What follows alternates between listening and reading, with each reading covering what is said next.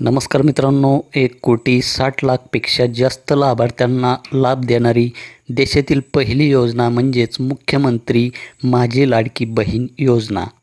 जवळपास 1,60,00,000पेक्षा जास्त भगिनींना मुख्यमंत्री माझी लाडकी बहीण योजनेचा लाभ सुरू झाला आहे. आणखीन 1,00,00,000 भगिनींना लाभ देण्याचे आमचे उद्दिष्ट आहे. मुख्यमंत्री माझी लाडकी बहीण योजनेसाठी ज्या भगिनींचे अर्ज बाद झाले आहेत त्या भगिनींना सप्टेंबर महिन्यात पुन्हा अर्ज करण्याची संधी मिळणार आहे.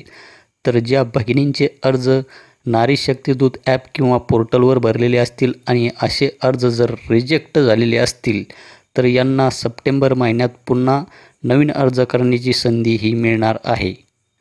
मुख्यमंत्री माझी लाडकी बहीण योजनेच्या अंमलबजावणीसाठी कष्ट घेणाऱ्या अंगणवाडी सेविका व मदतनीस यांना नवरात्रीच्या काळात प्रोत्साहन रक्कम मिळणार आहे.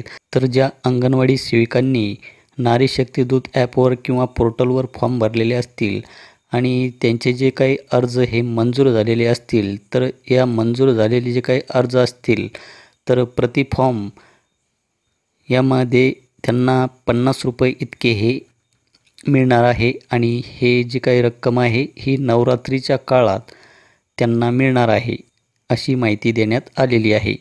त्याचप्रमाणे मित्रांनो, यामध्ये बरेचसे CSC सेंटर चालक असतील, आपले सरकार सेवा केंद्र किंवा महाई सेवा केंद्र चालक असतील, यांनी पण अर्ज भरलेले आहेत.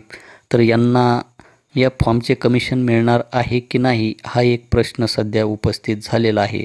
तर आपण कमेंट सेक्शनमध्ये नक्की सांगा की आपल्याला हे शासन प्रति फॉर्ममागे 50 रुपये देईल की नाही, की फक्त अंगणवाडी सेविका यांनाच देईल.